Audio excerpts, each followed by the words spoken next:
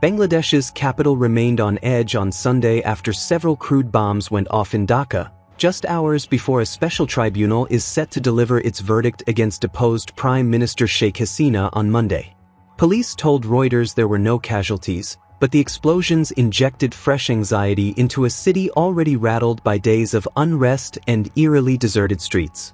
In recent days, authorities have recorded more than 30 explosions alongside multiple arson attacks targeting buses in Dhaka and other districts. As tensions grew, Border Guard Bangladesh personnel, police units and the Rapid Action Battalion fanned out across the capital, Gopalganj and neighboring districts to bolster security ahead of the ruling. With attacks rising, Dhaka Metropolitan Police issued a stark directive. Officers were ordered to open fire on anyone involved in arson or life-threatening acts. Police Commissioner S.M. Sazat Ali announced over the wireless that personnel should shoot those setting buses ablaze or hurling crude bombs with intent to kill, according to PTI. He insisted such action was permitted under law.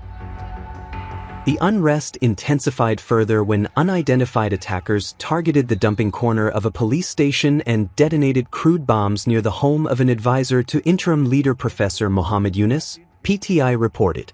Meanwhile, several Grameen Bank offices and branches in Mirpur came under pre-dawn attack over the past week.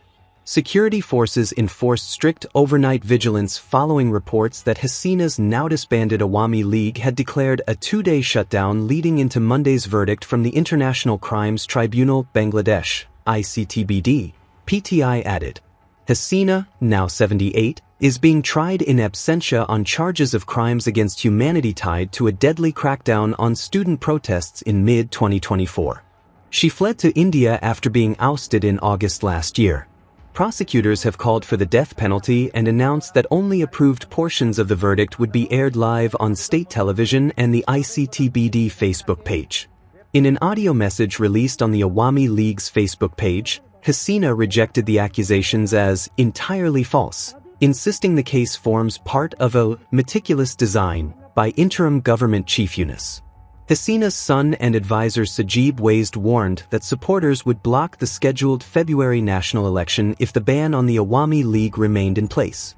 Speaking to Reuters on Sunday, he cautioned that protests could spiral into violence unless the party was permitted to participate. "We know exactly what the verdict is going to be. They're going to convict her, and they'll probably sentence her to death," he argued, also claiming India was providing his mother full security in New Delhi. The interim government dismissed allegations of political motivation, saying the trial functioned transparently, according to Reuters.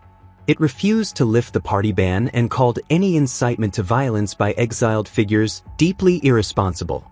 Political violence has surged throughout the month, with dozens of crude bombs exploding across Dhaka and over 400 border guards deployed, Reuters noted.